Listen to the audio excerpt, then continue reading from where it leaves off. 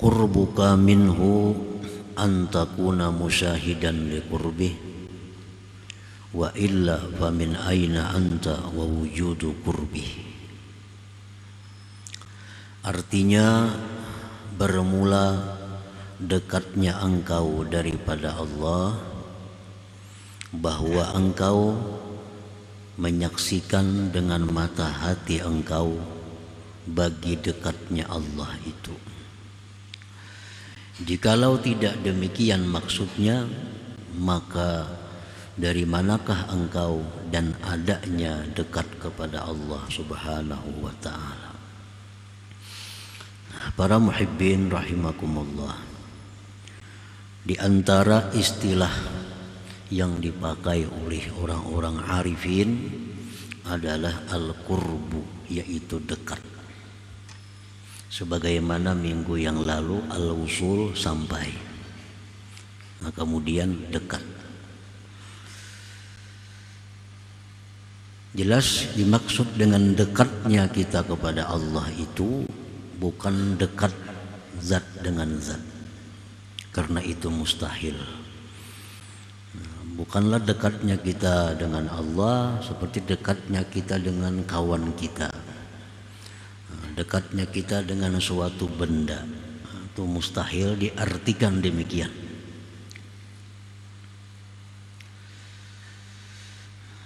Al-qurbul hakiki qurbullah minka. Kedekatan yang sebenarnya itu adalah dekatnya Allah daripada engkau.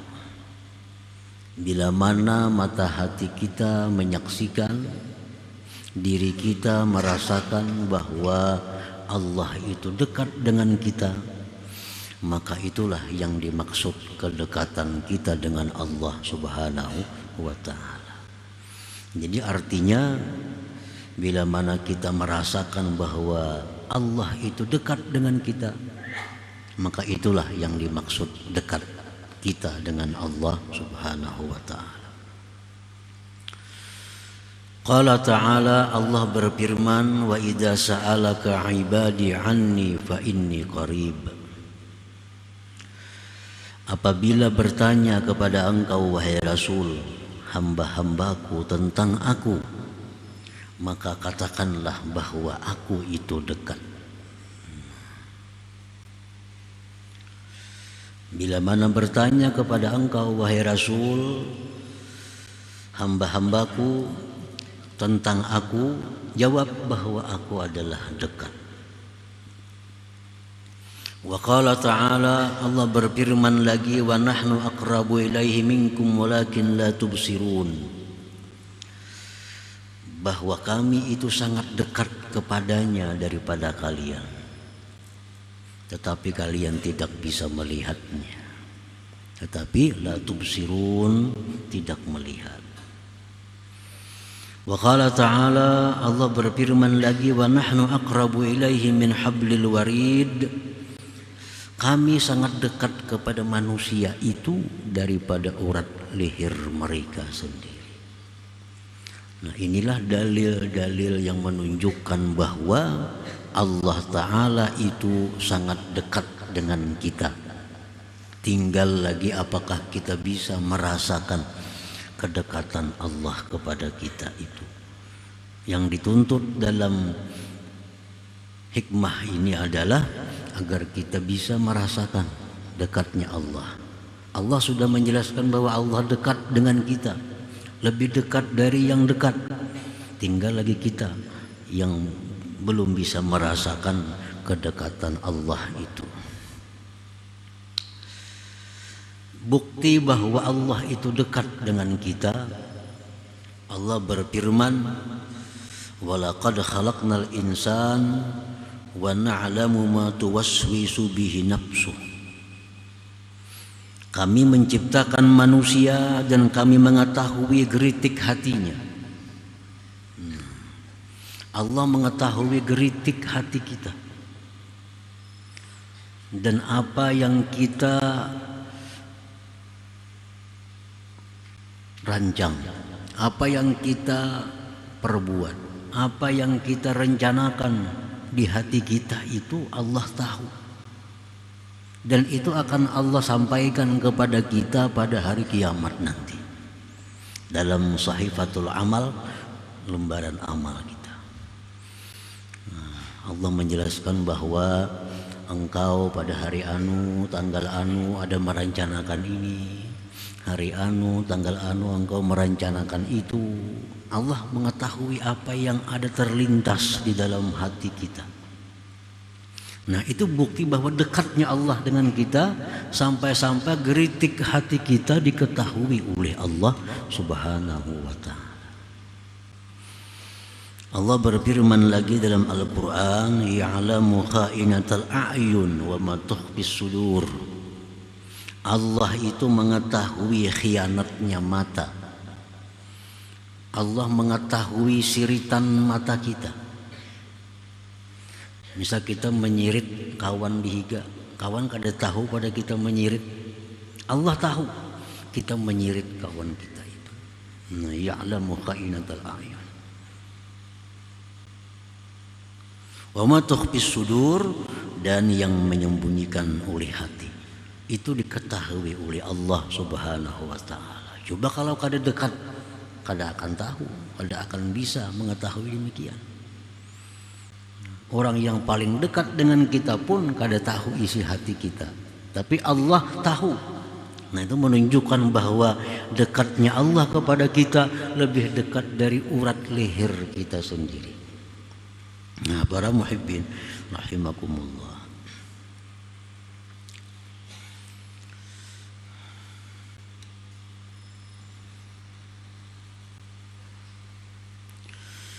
musyahadatul abdi qurbah, musyahadatul abdi qurbahu ta'ala minhu tusmirul muraqabah. Menyaksikannya seorang hamba akan dekatnya Allah daripadanya itu membuahkan muraqabah. Membuahkan muraqabah. Kalau kita sudah merasa bahwa Allah itu dekat, sangat-sangat dekat, itu akan menimbulkan dalam hati kita yang namanya muraqabah. Selalu dilihat Allah, selalu diketahui oleh Allah, selalu diawasi oleh Allah. Nah, itu muraqabah timbul dalam hati kita apabila kita sudah menyaksikan dekatnya Allah dengan kita. Nah, jadi ini tusmirul muraqabah, membuahkan muraqabah. Kita kada akan bisa muraqabah kalau sebelum kita merasakan Allah itu dekat. Nah, sudah kita merasakan Allah itu dekat, di situ kita timbul muraqabah, rasa dilihat Tuhan, rasa didengar Tuhan, rasa diawasi selalu oleh Tuhan. Nah, itu muraqabah. Wahia itu muraqabah yakinu tila'illah ala zahiril abdi wa batinih. Muraqabah itu artinya adalah yakinnya mengetahui Allah atas yang zahir dari seorang hamba dan yang batinnya. Itu muraqabah. Nah, para muhibbin rahimakumullah, Sayyidina Umar Ibn Khattab radhiyallahu an dalam musafir beliau di padang pasir singgah di penyinggahan, lalu beliau ada melihat seorang budak mengembala kambing. Didekati oleh Sayyidina Umar, wahai budak, jual kepadaku 1 ekor kambing itu. Artinya aku nukari seekor na kambing itu. Ujar si budak, ini kambing milik tuan, bukan milikku. Bagaimana kalau tuanku menanyakan mana kambing? Kurang 1. Ujar Sayyidina Umar, jawab lawan tuan, dimakan serigala. Sayyidina Umar mencoba ini budak. Kalau tuan nikam betakun, kambing napa kurang seekor? Oh, dimakan serigala. Lalu ujar budak, kalau tuan itu bisa saja dikatakan demikian. Bagaimana dengan Allah? Bagaimana dengan Allah? Kalau Allah menanyakan kepadaku, mana kambing yang satunya? Fabaka Umar, maka Umar menangis. Menunjukkan bahwa seorang hamba yang berkulit hitam, pengembala kambing itu ternyata punya sifat muraqabah, selalu merasa diawasi oleh Allah Subhanahu wa taala. Merasa diawasi oleh Allah. Artinya kalau lawan tuan kita bisa berbohong, dimakan serigala. Tapi kalau dengan Allah, halo Sayyidina Umar, mana tuan engkau? Tuanku di sana. Bawa kepada tuannya. Ujar Umar, wahai tuan, ini budak aku beli. Berapa harganya? Dijual oleh tuannya. Maka budak itu dimerdekakan oleh Sayyidina Umar bin Khattab radhiyallahu anhu. Nah, jadi artinya Allah memberikan ini sifat yang mulia muraqabah kepada seorang budak hitam, seorang hamba sahaya. Yang itu barangkali tidak diberikan Allah kepada orang-orang yang merdeka, kepada orang-orang yang bebas. Itu adalah anugerah Allah yang Allah berikan kepada orang-orang yang Dia kehendaki. Nah, para muhibbin rahimakumullah. Di dalam pasal yang sebelumnya, Imam Ahmad ibnu Athaillah ini menjelaskan tentang wusul, sampai. Nah, sedangkan di hikmah ini yang ke-214 tentang dekat. Mana tingginya dua kedudukan itu di sisi Allah? Sampai dekat. Nah, kalau sampai itu dijelaskan bahwa sampai itu kita mengetahui, merasakan bahwa segala sesuatu itu adalah perbuatan Allah. Hati kita. Nah, hati kita melihat sesuatu apapun itu merupakan karya Allah. Kalau demikian sudah kita masuk dalam golongan orang-orang yang sampai. Hati jangan diucapkan. Bila diucapkan itu istihza billah, itu bisa jadi maulu-ulu Allah dan bahaya iman kita. Jangan dianggap enteng dengan mulut, dengan lisan. Bisa melihat ada yang kurang bagus atau akhlak orang yang kurang baik, wah itu PL Tuhan. Ini istihza billah, bisa kafir.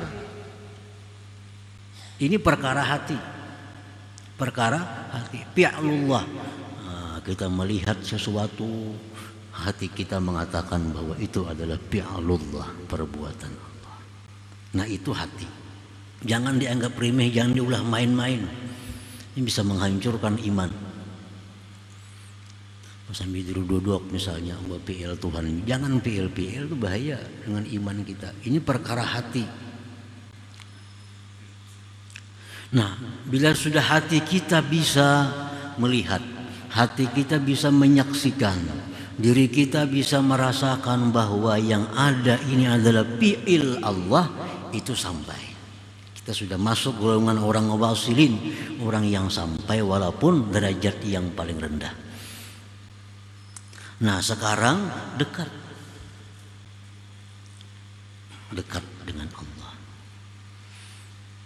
Dekat dengan Allah, merasakan kedekatan Allah dengan diri kita. Setiap yang dekat belum tentu sampai. Setiap yang sampai pasti dekat. Nah, ini menunjukkan bahwa martabat wusul lebih tinggi daripada martabat al-qurbi atau dekat. Lebih tinggi wusul. Orang kada akan bisa wusul kalau kada qurbi, kalau kada dekat terlebih dahulu. Nah, ini menunjukkan bahwa wusul itu adalah target utama kita. Nah, wusul target utama kita. Kita mesti sampai ke situ. Kita mesti sampai kepada derajat di mana hati kita menyaksikan bahwa semua itu adalah fi'il Allah. Target utama. Nah, kalau kita belum sampai ke derajat itu, belum sampai ke derajat musyahadah fi'lullah, kita ambil yang di bawah, yaitu menyaksikan kedekatan Allah dengan kita. Nah, ini kalau kada kawa sampai ke wusul, barang kita sampai di qurbi ini. Nah, Rasulullah SAW bersabda, "U'budillah ka'annaka tarah, fa illam takun tarah fa innahu yarak." Ini Rasulullah menyampaikan kepada kita target yang utama. Hendaklah engkau menjadi hamba Allah yang selalu melihat Allah. Artinya hendaklah engkau menjadi hamba Allah yang selalu menyaksikan mata hati engkau itu akan fi'il Allah. Itu kalau bisa. Wa'budillah ka'annaka tarah. Jadilah engkau seorang hamba yang selalu bisa menyaksikan, merasakan akan perbuatan Allah. Fa illam takun tarah, jika engkau belum sampai demikian, fa innahu yarak, Allah yang melihat engkau. Nah, kalau belum sampai ke sana, ambil yang ini, selalu merasa dilihat oleh Allah. Nah, selalu merasa diawasi oleh Allah. Nah, ini adalah pilihan yang terakhir. Hanya ada dua. Hanya ada dua. Harus salah satunya. Kalau kita belum bisa menyaksikan segala sesuatu itu adalah perbuatan Allah, belum bisa itu, kita ambil yang kedua, bahwa segala sesuatu gerak-gerik kita ini dilihat oleh Allah Subhanahu wa ta'ala. Kada ada pilihan lain pada itu. Kalau kita hendak duduk dalam derajat ihsan, dalam derajat ihsan. Nah, para muhibbin rahimakumullah, al-muraqabah tusmirul adab ma'allah subhanahu wa ta'ala. Kalau kita sudah bisa muraqabah tadi, muraqabah, merasa diawasi Allah, merasa selalu dilihat oleh Allah, selalu didengar oleh Allah, itu kita dapatkan dari permulaannya kita merasakan kedekatan Allah dengan kita, dapat kita muraqabah. Dari muraqabah itulah kita lalu beradab dengan Allah Subhanahu wa ta'ala. Kalau kita kadang merasa diawasi Allah, kita kadang akan beradab dengan Allah. Kenapa kita beradab dengan seseorang? Karena kita merasa dilihatnya, merasa didengarnya. Al-muraqabah tusmirul adab ma'allah subhanahu wa ta'ala. Muraqabah itu membuahkan adab beserta Allah subhanahu wa ta'ala. Para muhibbin rahimakumullah, wal adab ma'allah, bermula adab lawan Tuhan itu, adab dengan Allah itu kal ikhlas, seperti ikhlas. Ini adab dengan Allah. Kita beribadah itu semata-mata murni karena Allah, bukan karena yang lain-lain yang kembali kepada diri kita. Nah, itu ikhlas. Kalau kita beribadah supaya ke surga, itu kembali kepada kita ngarannya. Kalau kita beribadah supaya jangan masuk neraka, itu kembali kepada diri kita. Ikhlas itu adalah murni, bahwa ibadah yang kita lakukan ini adalah karena Allah. Nah, itu adab ma'allah. Kawala kita ikhlas itu, kalau kada muraqabah, kada bisa. Kita bisa ikhlas itu dari muraqabah, karena kita merasa diawasi oleh Allah, merasa Allah tahu isi hati kita, Allah tahu geritik hati kita. Mungkin kita kada ikhlas diketahui Allah, mungkin kita ikhlas diketahui Allah. Nah, lalu kita berusaha untuk ikhlas itu. Nah, jadi ikhlas itu bagian dari adab seorang hamba kepada Allah Subhanahu wa ta'ala. Warridha bima qadallah, ridha dengan apa yang ditentukan oleh Allah. Ridha artinya menerima yang diberikan Allah itu dengan perasaan senang hati. Ini ridha. Waridha ma'allah, ridha dengan Allah, dengan segala yang ditentukan oleh Allah. Nah, ini sesuatu yang sulit. Ridha, kedudukan yang tinggi. Orang yang beradab lawan Allah lah yang bisa ridha dengan Allah itu. Nah, kalau orang kada punya adab dengan Allah, kada akan bisa ridha dengan apa yang ditentukan oleh Allah Subhanahu wa ta'ala. Wa husni dzan bihi, selalu berbaik sangka dengan Allah. Nah, ini adab ma'allah, berbaik sangka dengan Allah. Arti berbaik sangka lawan Allah itu apa maksudnya? Bahwa meyakini segala sesuatu yang diciptakan Allah, segala sesuatu yang ditetapkan oleh Allah itu adalah tujuannya baik. Tujuannya baik. Apapun yang ditakdirkan oleh Allah itu pasti tujuannya baik. Itu husnuzan billah, berbaik sangka dengan Allah.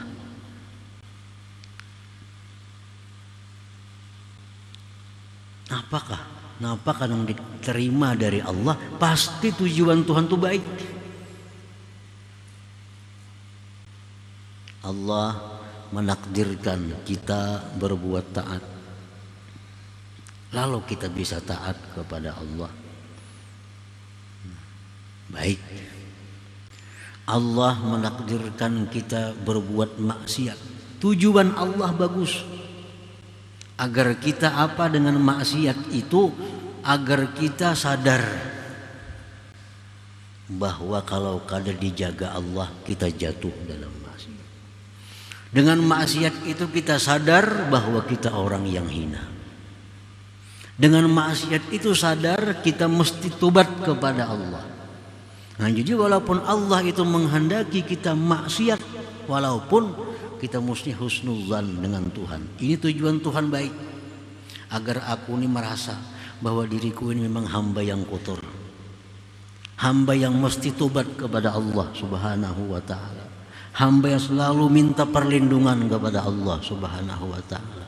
Nah, itu husnuzan billah, selalu berbaik sangka dengan Allah terhadap apa yang diberikan oleh Allah Subhanahu wa ta'ala. Ini bagian adab dengan Allah.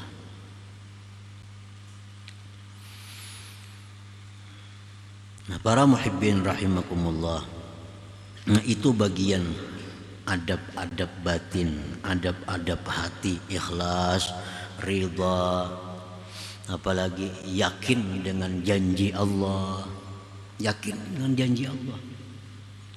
Jar Tuhan, bila engkau melakukan ini dibalas ini, yakin sedikit pun kada ragu. Nah, itu ngarannya adab dengan Allah. Apalagi malu terhadap Allah, mengutamakan Allah atas yang lainnya, mencintai apa yang dicintai oleh Allah, membenci apa yang dibenci oleh Allah. Nah, itu termasuk adabul batin, adab batin seorang hamba. Nah, semuaan itu bisa kalau sudah kita muraqabah tadi, merasa dilihat selalu oleh Allah Subhanahu wa ta'ala. Nah, para muhibbin rahimakumullah, yang zahir adab wa kamubadaratil imtisal, seperti segera menjunjung perintah. Bila Allah menyuruh ini, lah kasih, jangan berlambat-lambat. Orang azan artinya Allah nyuruh sembahyang, kalau beradab lah kasih sembahyang itu. Nah, itu adab. Wajtina bin nawahi, segera menjauhi larangan. Ujar Tuhan, jangan melakukan ini. Begitu mendengar ada Quran, ada hadis mengatakan jangan melakukan ini, lah kasih ampih, lah kasih kembali kepada Allah. Orang umpamanya melakukan riba, selama ini belum sadar, belum tahu apa itu riba. Begitu mendengar firman Allah, mendengar hadis-hadis Rasulullah bahwa riba itu akan matinya su'ul khatimah, akan diazab dengan neraka, larangan Tuhan riba. Segera berhenti daripada riba. Jangan berpikir panjang. Namun aku ambil riba kayak apa rumah, maka rumah ini berhutang riba. Dijual ke mana guring? Nah, setiap kali kita melaksanakan perintah Allah, Allah pasti akan menjamin keselamatan kita. Maulah Tuhan menyuruh kita sengsara, kada mau. Bila Allah menyuruh sesuatu, pasti ada manfaat yang kembali kepada kita. Segera. Itu adab yang zahir. Wa hifzul jawarih, menjaga anggota-anggota tubuh. Wal lisan, terutama lisan. Ini tadi beradab lisan ini. Kadang-kadang lisan kita ini kada beradab lawan Allah Subhanahu wa taala. Sesuatu yang bujur menurut hati belum tentu bujur diucapkan. Sesuatu yang mesti diiktikadkan oleh hati belum tentu tepat diucapkan. Karena ada adab masing-masing. Kalau kita melihat anjing misalnya, dalam hati kita ayo itu fi'il Allah. Tapi jangan sekali-kali di mulut kita bahwa anjing itu ciptaan Allah. Itu kada beadab mulut kita. Kada beadab. Walaupun dalam hati kita i'tikadkan bahwa anjing itu adalah perbuatan Allah, ciptaan Allah. Tapi di mulut kita kalau mengatakan anjing itu ciptaan Allah, itu kada beadab dengan Allah. Maka kalau orang bertakun, anjing itu olahan siapa? Nah, jawaban yang benar adalah seluruh binatang yang melata itu ciptaan Allah. Nah, itu beradab dengan Allah. Anjing itu ulahan siapa? Ulahan Allah. Itu kada beadab walaupun bujur di hati, tapi diucapkan salah. Ada kotoran tahi kambing. Tahi kambing. Dalam hati kita meyakini bahwa itu adalah ciptaan Allah. Dalam hati diucapkan tahi kambing ulahan Tuhan, kada beadab lawan Tuhan. Kalau orang bertakun tahi kambing itu ulahan siapa? Kambing sebagian ulahan Tuhan. Nah, itu beradab lawan Tuhan marahnya. Kambing itu ulahan Tuhan. Nah, jadi jangan dikatakan bahwa tahi kambing itu ulahan Tuhan, itu kada beadab lawan Tuhan secara syariat lisan kita. Walaupun di hati kita i'tikadkan bahwa itu semua adalah ciptaan Allah.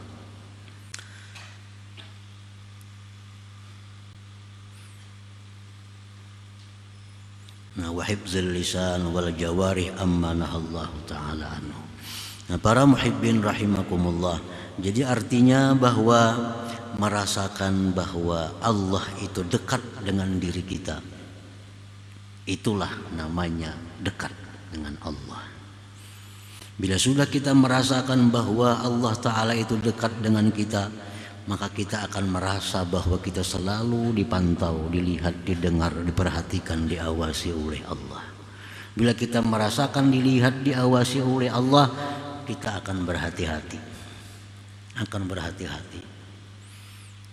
Ujar Imam Ghazali mengatakan dalam kitab Ihya, menukil perkataan ulama, kalau orang berbuat maksiat sedangkan dia meyakini Allah Ta'ala melihat, itu orang sangat berani kepada Allah. Orang itu melakukan maksiat padahal dia yakin bahwa Allah melihat, berarti orang ini sangat berani kepada Allah. Sangat berani kepada Allah Subhanahu wa ta'ala. Nah, jadi membuahkan muraqabah, membuahkan adab kepada Allah Subhanahu wa ta'ala. Para muhibbin rahimakumullah, kalau supaya bisa usul kepada Allah, disebutkan pada hikmah yang lalu, kita memperbanyak zikir la ilaha illallah dengan hadir hati bahwa tidak ada yang berbuat kecuali Allah. Nah, untuk bisa murakabah ini para ulama mengajarkan kepada kita untuk memperbanyak zikir. Allahu ma'i, Allahu nazirun ilayya, Allahu syahidun alayya. Itu di hati, diulang-ulang supaya bisa murakabah nih. Allahu ma'i, Allah besertaku. Allahu nazirun ilayya, Allah memandang aku. Allahu syahidun alayya, Allah menyaksikan atasku. Ulangi aja, baca berapa kali sehari. Kayak ini jadi selalu merasa dipandang Allah, merasa disaksikan, diawasi oleh Allah Subhanahu wa ta'ala. Jikalau untuk wusul, amaliyahnya la ilaha illallah, perbanyak.